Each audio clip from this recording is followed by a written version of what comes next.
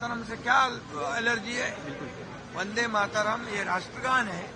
ये वंदे मातरम कहते कहते हमारे देशभक्त स्वातंत्र वीर उन्होंने बलिदान दिया है, देश को आजादी दिलाई है। ये राष्ट्रगान है वंदे मातरम, मातृभूमि को वंदन करना, इसमें क्या गलत है?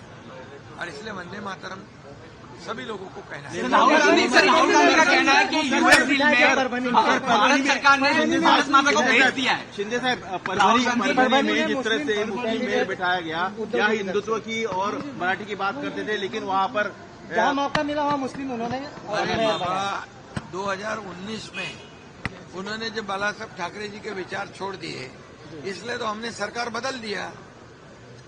सरकार बदल के लोगों के, जनता के दिल का सरकार लाया है, और इसीलिए हम बाला साहब ठाकरे जी के विचार को आगे बढ़ा रहे हैं, डेवलपमेंट को आगे बढ़ा रहे हैं। इसलिए 3.5 सालों में जो राज्य सरकार ने, महायुति ने काम किया है, इसका नतीजा क्या है?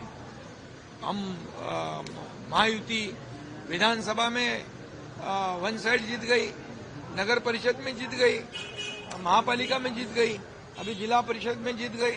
तो महायुति को, जो हम बाला साहब ठाकरे जी को विचार को आगे बढ़ा रहे हैं, अभी उन्होंने अपना असली चेहरा दिखाया है। शिंदे साहब, परभनी के आप जो है बांग्लादेश मुक्त मुंबई बांग्लादेशी मुक्त मुंबई करना है। बांग्लादेशी जो है, जहाँ कुछ आधार कार्ड उन्होंने लिए हुए हैं, कुछ गवर्नमेंट डॉक्यूमेंट उन्होंने लिए, उसकी जांच होगी और बिल्कुल वो सब जो कागजात है, जो आधार कार्ड जैसे, वो उसको वेरीफाई किया जाएगा, रद्द किया जाएगा और बांग्लादेशी को बाहर निकाल दिया। राहुल गांधी कहते हैं, राहुल गांधी ने कहा है कि भारत सरकार ने विपक्ष जैसे जो लोग हैं वो अपने वोट बैंक के लिए कह रहे हैं कि उनको जो है आप मुस्लिम लोगों को तकलीफ दे रही है, ऐसा वो। अरे बाबा, बांग्लादेशी जो यहाँ के देश के मुसलमान है, भारत के मुसलमान है, भारत के हिंदू है, देशभक्त मुसलमान, देश राष्ट्रभक्त मुसलमान, उनको क्या तकलीफ है? उनको यहाँ पर जो हिंदू देशभक्त है, मुसलमान देशभक्त, वो हमारे हैं। लेकिन बांग्लादेशी जो है हमारे नहीं है, तो बांग्लादेशी को यहाँ से निकालना है। सभी लोगों ने सहयोग करना चाहिए। राहुल गांधी का कहना है कि यूएस ट्रेड डील जो हुई है उसको लेके भारत सरकार ने भारत माता को भेज दिया।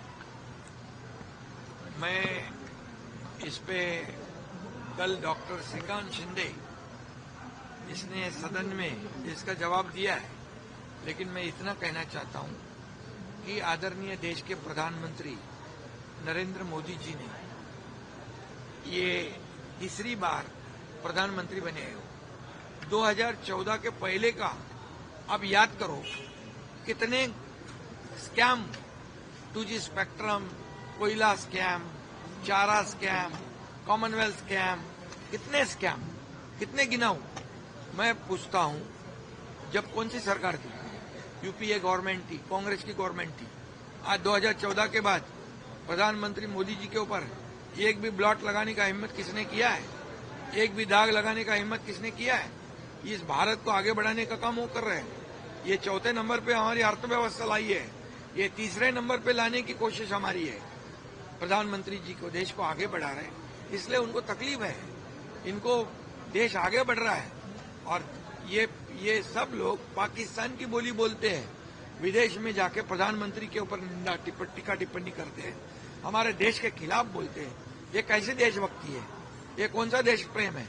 और इसलिए इनके बयान की मैं कड़ी निंदा करता हूं और निषेध करता हूं। सर, निशिकांत दुबे ने उनकी मेंबरशिप कैंसिल करने की मांग की है राहुल गांधी की। मैं इतना ही कहूंगा कि ये जो आरोप लगाया है, ये उनके जमाने में यूपीए गवर्नमेंट ने कई बार ऐसे बयानबाजी की है कि देश विरोधी बयानबाजी की है, और ये भारत को आगे बढ़ाने का काम, भारत को आर्थिक महासत्ता बनाने का काम, भारत को आत्मनिर्भर बनाने का काम आदरणीय प्रधानमंत्री मोदी जी करते हैं। इसलिए उनके ऊपर ये आरोप लगाना उचित नहीं है। मैं इतना ही कहूंगा कि ये इनको अधिकार नहीं है। जिन्होंने इतने,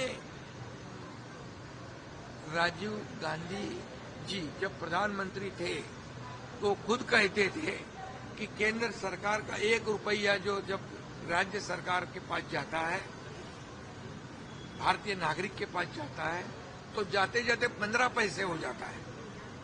मतलब 85% करप्शन। अब बंदा रुपया जहां से केंद्र सरकार मोदी जी भेजते हैं, वो पूरा बंदा रुपया ये लोगों के खाते में जमा होता है। इसलिए मैं ये कहूंगा कि मोदी जी का नेशन फर्स्ट है और ये अपोजिशन वाले जितने बोलने वाले हैं उनका करप्शन फर्स्ट है। मोदी जी का क्या है? Nation first. और जो बोलने वाले, आरोप लगाने वाले का करप्शन फर्स्ट।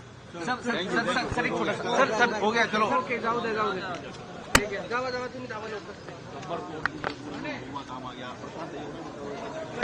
अरे